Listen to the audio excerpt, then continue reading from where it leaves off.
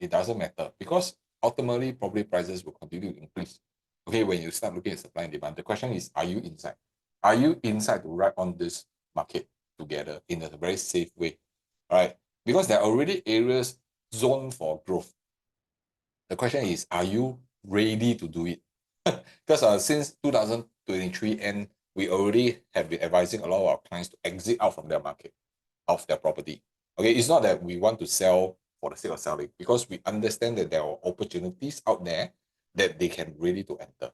So right now, I'm seeing a very small window, okay, to be honest, a very small window of opportunity right now that we can still tap on, provided, okay, you have already done all your sums, you have already done your preparation for marketing to sell your unit, everything. We're seeing a short window that we can actually capitalize on. And okay, so I'm going to share with you this concept, and I want every one of you to really listen in carefully.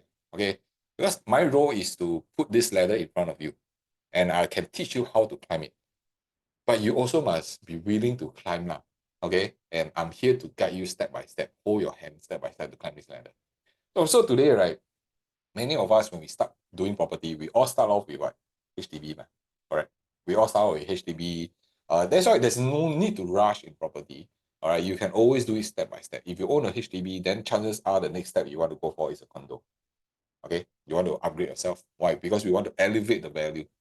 And after condo, perhaps you say that, oh, I think I want to do condo. Very quite common now. Or if you have the capacity to own more, why not? You see, so more condos you want to go for. Then eventually you want to go for landed. All right, so that's why it's a core property ladder, right? Depending on which stage you are, then that's how you go for. And ultimately, when you have done all the residential already, then perhaps you say that, oh, maybe you also want to do commercial or even industrial, okay? Which is a different segment altogether, but this is also another segment that I find that in today's marketplace, there's also rooms for opportunities if you know how to spot. So one thing every one of us we are trying to do is we are trying to climb this property ladder step by step. So the question is, how many of you here are going from HDB to condo, type in A? And if you already own a condo, you intend to go for more condos, can you type in B? And some of you, maybe you're already going for the landed property, type in C. And if you have already exhausted all your NIMs lah, ABSD also pay already lah, cannot do residential already, you know, you want to explore into commercial and industrial, type in D. All right, so there will be also a very small group of you, perhaps you have already done everything and you're kind of down, you're right sizing back to maybe a condo or even a HDB, type in E. Okay, if you're right sizing now, that means you're building your legacy plan, you're building your retirement, you don't need such a big place anymore, you want to kind of right size to a smaller one. I'm going to introduce you two methods. And these two methods, I want you all to really listen carefully. Because if you don't listen, you miss out just one statement, you may get it all wrong already. And it's very difficult when you catch up because you may take it out of context. Okay, so please just ignore all your noises out there. So the first strategy I want to share with you, right, is called asset building strategy. Okay, write it down, big, write it down, big. Okay, so this is what has happened to more than 15, 20, 30 years ago strategy, and now it's totally different. All right, so this is what we came up with, and we realized that this has helped many homeowners to systematically grow their portfolios very, very safely. And I want to share with you what are the mistakes that a lot of people are making and what we should be avoiding so that you can do it safely. So how does this asset building strategy works? So every one of us, when we buy a private property, right, we always have this down payment. So down payment is basically your capital. Okay, your down payment is your capital. So we will take our capital, and today, because we are leveraging on the bank, okay, we are not paying the full 100%. We are only using 25% down payment to buy the 100%. Make sense? Okay. And because of time, over a 3 years, 5 years period, doesn't matter. Today, if let's say over a 3 years period, the property increased 15%, the 15% increase is actually on the 100% and not on the 25%, even though you only come out 25%. So this is the basic understanding of leveraging. Okay, so your capital plus your leverage. But what happened is most people, they stop here. When their property has increased 15% over 3 years, 5 years, 8 years, doesn't matter, they continue to hold on to this property. Nothing wrong, because they are thinking as a consumer mindset, ma. Correct. But today you are a home investor. When your property has increased in value in terms of capital, in terms of profits, the absolute figure has already increased. So many people, they just stop here because they're staying there, their kids are schooling, doesn't matter, yeah, all the different reasons. But if today you have the opportunity, that your property has already increased in value, and due to any reasons, you are able to go on to the next stage, which is to unlock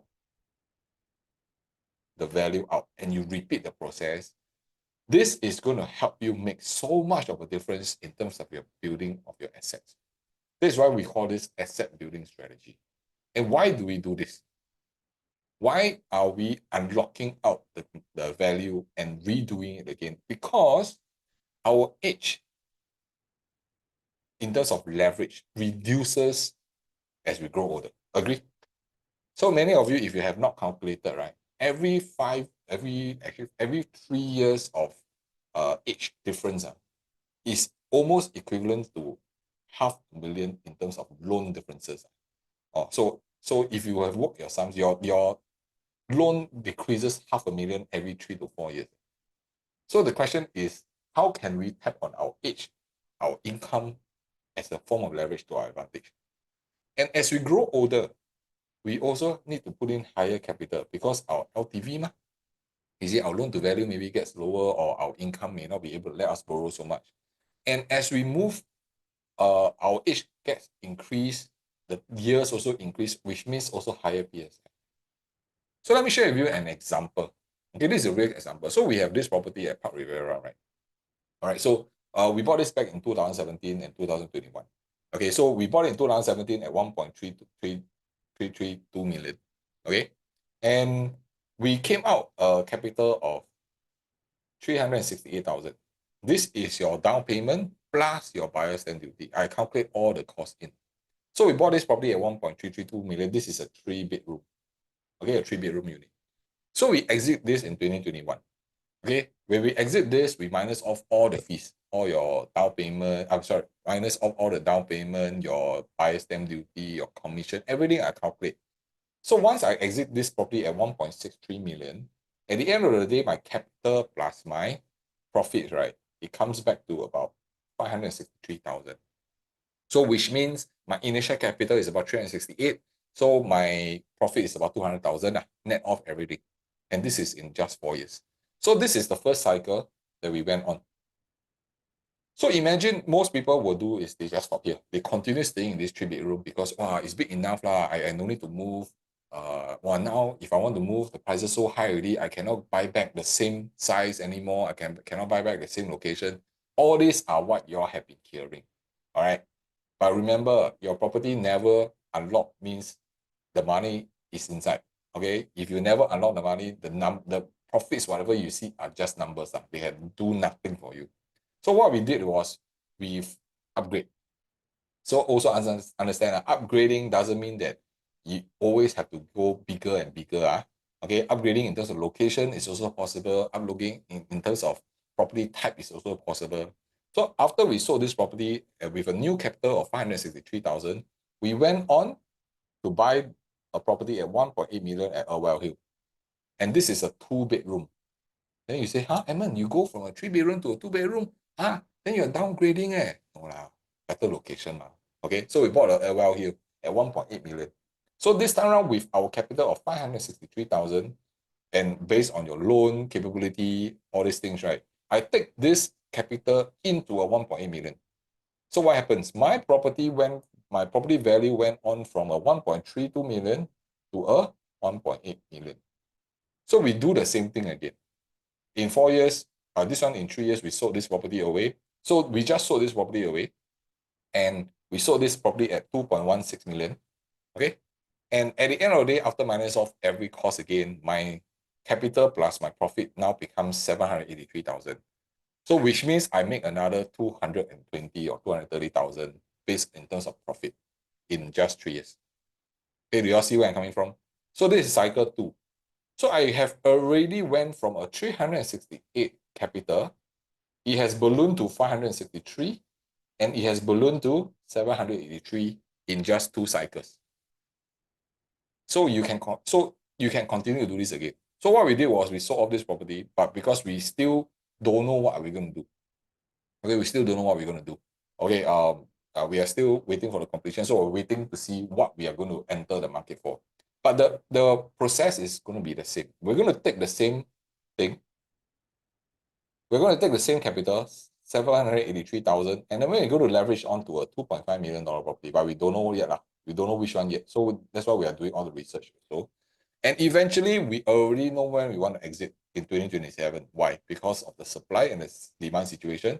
If I were to exit this at also 20% in terms of profit, it will be about 3 million. And once during that time I sell off this property, I will have net off about 1.128 in terms of cash and CPF, whichever. All right, that's your capital. And this in cycle 3. So in just less than 10 years, right? In just about 10 years, right? I've grown my capital from 368,000 to 1.128 million in a very systematic way and very safe way. Why? Because did I touch any of my additional savings throughout this entire 3 cycles? I did not. I only use the capital I have, I put into the next property, and I grow the next property. I only use the capital and the profits from each property to go on to the next. So this is what we mean by elevating your assets. You may not need to look into the size of the property. Okay, it's not necessary to say that, oh, today I want to buy a property and I want to make sure that size gets bigger and bigger. Yes, size is a factor to price, but more importantly is the quantum. You can see for what we did was we went from a 1.32 million, we went to become a 1.8 million, then to a 2.5 million. So that is how you want to elevate your assets. As long as the quantum gets bigger and bigger, you are quite safe. That means your return in terms of our investment is going to be higher as well. Of course, this, pardon about that. Yeah, so this is how we are doing it. And we are doing it in a very, very safe way. It doesn't mean that you have to follow through the cycles. Like if you by the time third cycle you say you don't do already, am I right to say that you have 1.128 million in your pocket? Ask yourself, how long can you save 1.128 million through your job, through your work? It's almost impossible. So that's why we look at property as a form of assets, but we want to do it very safely. And we want to do it step by step, not taking unnecessary risks, but we must have the ability because we are doing what we are leveraging on your capital, we are leveraging on your age, we are leveraging on your ability to borrow. That is these 3 things that we do. And especially if some of you who are here and you're very young, always start young. Okay, you have so much more opportunities. I'm in my 40s right now. I'm already losing time. That's why I also buy, my wife also buy, my daughter also buy. So we all want to do it faster because we make mistakes before. We started so late. We do not know. We also went through, I also lost time, lost 10 years of my time. So these are all mistakes that we have made before. And when we learn from it, we want you to actually not go through it, to avoid all these mistakes. Are you guys learning something? Right? So this is exactly the same way that I help my clients. So if you can see, right, in 2019, he bought the property at 1.69 million. So this is a 2-bed, 2-bath. Eventually, 2023, we sold the property at 1.4 million. Okay, so this is the time where they buy the property I bought. Because just nice the timing. Okay, so 1.4 million. So after he moved on to 1.4 million, what we did was we went to buy a 1.383 million property. You see, this one is a 1+1 unit. Okay, but because of his age, that's why potentially this is going to be one of his last property for passive income. So he actually went on from a 1.169 million, he increased his asset to 1.383 million. It's not a small, it's kind of a smaller increase, but it's still an increase. So this is what I mean by growing assets. Okay, because ultimately, what is the end goal? The end goal is you want to have enough capital to be, once you build up enough capital, you want to own 2 units. Okay, one is for own stay, or one is for rental. Or if you want to be a little bit more adventurous like us, our 2 properties are also for investment. Okay. Okay. Our 2 properties are also for investment. We don't have a house. we are renting somewhere. Okay. So of course, this strategy is also not for everybody. But if you are interested to find out more, my role is to find solutions for you to see how we can be more comfortable doing it. You see. Yeah. So the bottom line is I never stay in the property I buy. Okay. And no need, because my buying criteria is very different from where I want to stay. So it's very different. So I don't ever want to mix both of them together. But that one, leave it to you who want to speak to me more. All right. So how many of you find that asset building strategy actually fits me very well? If it kind of you can relate to this, can you type in one also? Maybe this is something that you want to explore in when you're working with us. You can type in one. All right. So the next thing I want to share with you is property savings blueprint. Why is there a second way of doing it? Because not everybody can do the three cycles, okay, or beyond, because of time, because of family situations, because of age or whichever. So when I introduce another property savings blueprint, this is a secondary method that we can go for, but this method will take longer. Okay, there's always some offset. Okay, it cannot be you want everything. Okay, you want to buy the best property at the cheapest price is impossible one. So we need to know what gives and what we can accept. So for property savings blueprint are really for those who have more limitations in terms of their family situations, or you are a little bit more risk averse, like you don't want to move so many times, you don't want to keep changing things, you want less hassle free, let's just say that. Right. So this property savings blueprint can help you also. So how does this concept works? It's also start off with your capital down payment. But the difference is this time now you hold on to the property. Again, many of the homeowners are always hold on to the property, pay the property fully paid, and then hold on to the property still. Okay, so maybe some of you are the same situation, you're asset rich, but you're cash poor. Okay, that means maybe you have already a fully paid property, but somehow or another you're still working, you still don't have enough for your daily expenses. It's because you're asset rich, you're cash poor. So this is where 92% of Singaporeans or homeowners are always doing it. They buy, they pay finish, they hold. Because there's no point for you to sell, I already fully paid, Why I want to go and take on another loan? I buy so cheap. Why would I want to sell? Continue staying. Yeah. So this is where I see that if today you want to really look into new way of property, right? You want to be open-minded and understand how is it going for. Because what we do is you want to do the third step, which is to right size to the correct property. You want to do that. So I'm going to give you an example. If let's say today, right, you're at age 35 and you buy a $1.6 million property, okay? So let's say we are intending to hold this property for 20 years. Okay, that's a good timing now. And I calculating based on just 1% inflation, because over the next 20 years, inflation can go up, can come down, averagely about 1%. Although Singapore inflation is hovering about 3 to 4%, but I downplay all these numbers. So whether you like it or not, this property at 1.6 million today, with 1% inflation, in 20 years, it will be valued at 1.95 million. Whether you like it or not, it will happen. Okay, that's why inflation is so important, right? And why we buy property, because property hedges over inflation. So if today your property is not fighting against the current inflation of 3 to 4%, right? Your property is not growing at 3 to 4% annually.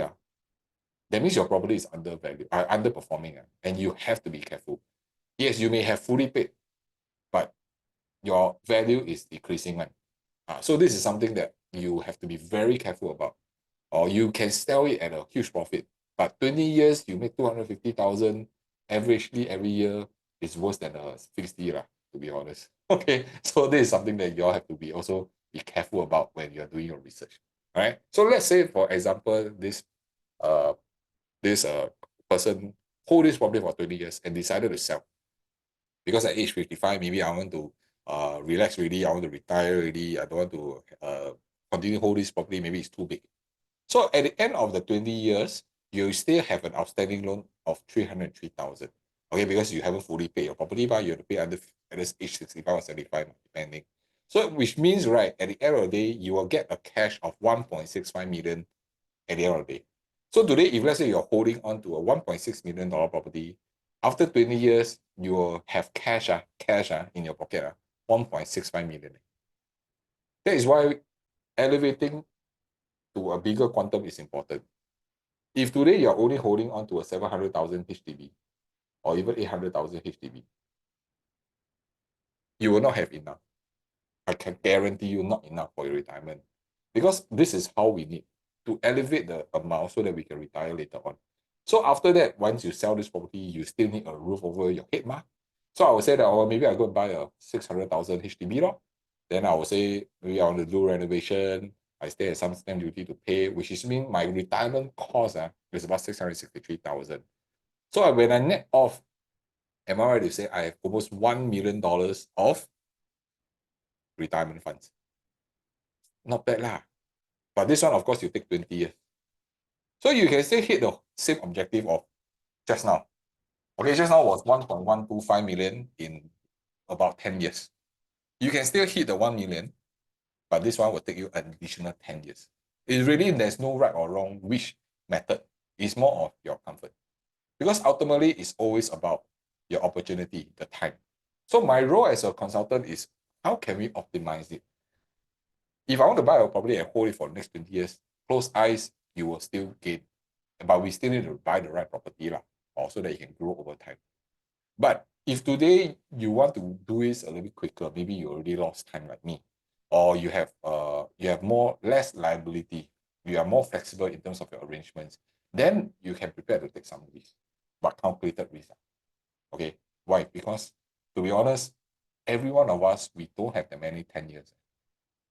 Many times when we see the market, we keep saying, I wait law, next month, next year, then 10 years pass already, and yet we are still not doing anything.